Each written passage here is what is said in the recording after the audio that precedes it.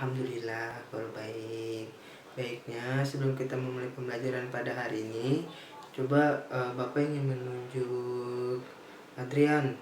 Coba Adrian mimpin doa untuk memulai pembelajaran pada hari ini.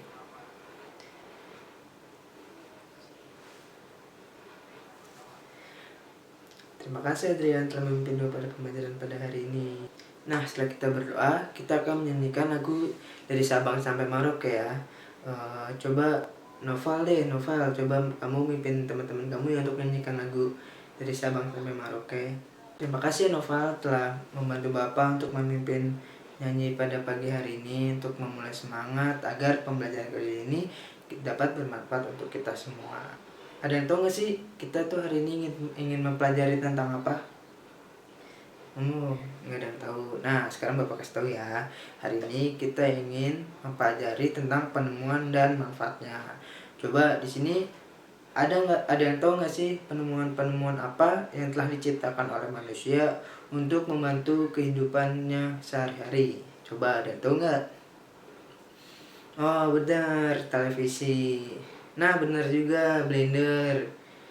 Nah, kulkas. Nah, itu semua dapat dimanfaatkan oleh manusia lainnya untuk memenuhi atau meringankan kebutuhan sehari-hari untuk membantu kebiasaan-kebiasaan yang dilakukan oleh manusia lain. Seperti televisi dapat membantu manusia untuk menemukan informasi-informasi baik dari luar negeri atau dari dalam negeri. Contohnya, kayak kita sedang berada di Jakarta. Nah, kita dapat mengetahui informasi-informasi yang ada di misalkan ada di Sulawesi, ada di Sumatera, bahkan ada di Papua sekalipun, yang jaraknya beribu-ribu kilometer dari Jakarta. Nah, penemuan-penemuan tersebut juga dapat mempengaruhi peradaban-peradaban yang ada di dunia, seperti dalam kehidupannya sehari-hari, terus dalam kehidupannya dalam bekerja, terus dalam kehidupannya berumah tangga, ataupun dalam bermain. Nah, sekarang kalian buka ya buku halaman 61. Nah, disitu kan ada cerita tentang si kotak ajaib. Nah, cerita itu mengatakan tentang bagaimana penemuan sebuah televisi. Coba kalian baca terlebih dahulu ya di dalam hati. Nanti Bapak akan kasih pertanyaan-pertanyaan seputar cerita tersebut. Nah, setelah Bapak memberikan waktu beberapa menit untuk membaca, coba ya, kan disitu ada beberapa paragraf, kalau nggak salah ada 4 ya. Nah, coba kalian tulis ya informasi-informasi penting apa aja yang terdapat pada kalimat-kalimat atau paragraf tersebut. Setelah itu kalian tulis pada kolom yang sudah tersedia di sana ya. Setelah Bapak cek tugas-tugas yang telah kalian buat ini ya, ternyata kalian tuh udah pada pinter ya, sudah bisa menemukan informasi-informasi penting pada sebuah kalimat, pada sebuah paragraf. Setelah kalian menemukan informasi-informasi penting pada paragraf atau pada cerita tersebut, nah kalian akan memisahkan atau menemukan kata-kata yang bercetak miring. Nah, kata-kata yang bercetak miring tersebut nanti akan kalian masukkan ya pada kolom yang sudah tersedia itu dari paragraf pertama, paragraf kedua, dan paragraf kesimpulan. Wah, ternyata anak Bapak sudah pintar ya, sudah bisa membedakan mana kata-kata yang bercetak miring dan kata-kata biasa. Nah, coba kalian buka halaman selanjutnya ya, yaitu halaman ketiga. Nah, kan kalian tadi sudah melihat atau membaca tentang kotak ajaib, yaitu penemuan televisi. Nah, coba sekarang kalau Bapak tanya ya, apa sih pengaruhnya televisi itu pada kehidupan kita? Ada yang bisa menjawab? Coba Irfan. Nah, betul. Televisi itu dapat mengetahui atau memberikan informasi-informasi yang diberikan oleh kita, baik dari luar negeri maupun dari dalam negeri. Terima kasih Irfan. Nah, tadi kan kata Irfan, televisi itu dapat memberikan informasi-informasi baik dari dalam negeri maupun dari luar negeri. Nah, sekarang kalau Bapak tanya lagi ya, Wati, coba bagaimana cara kamu menyikapi masuknya informasi-informasi yang berasal dari televisi itu sendiri? Gimana menurut kamu? Nah, Bapak setuju nih sama Wati. Benar kata Wati, kita harus bisa memilah-milih mana yang baik dan mana yang buruk yang bisa kita serap maupun yang kita buang. Nah, jadi kan katanya televisi itu memiliki dua dampak ya, dampak negatif dan dampak positif. Coba kalau Bapak tanya ke Ridwan, apa sih dampak negatif dari televisi itu sendiri? Nah, betul, dampak negatif dari televisi itu sendiri adalah membuat orang menjadi malas untuk belajar, malas untuk bekerja, atau malas untuk keluar rumah. Jadi hidup kita akan monoton saat berada di televisi. Coba kalau kata siapa ya? Anis, coba nih dampak positifnya.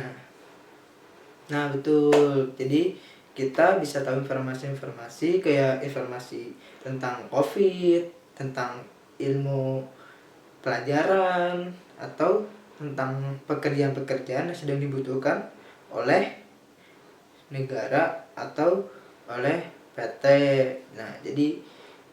Nah, TV dapat membantu meringankan atau mencarikan informasi-informasi yang berada di luar rumah kita. Nah, setelah diskusi tadi, coba Bapak ingin kalian bekerja sama.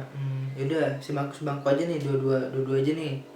Coba kalian diskusikan kembali kepada teman sebelah kalian ya, tentang tadi itu dampak negatif dan dampak positif yang diberikan oleh TV baik pada ilmu pengetahuan dan kehidupan di masyarakat.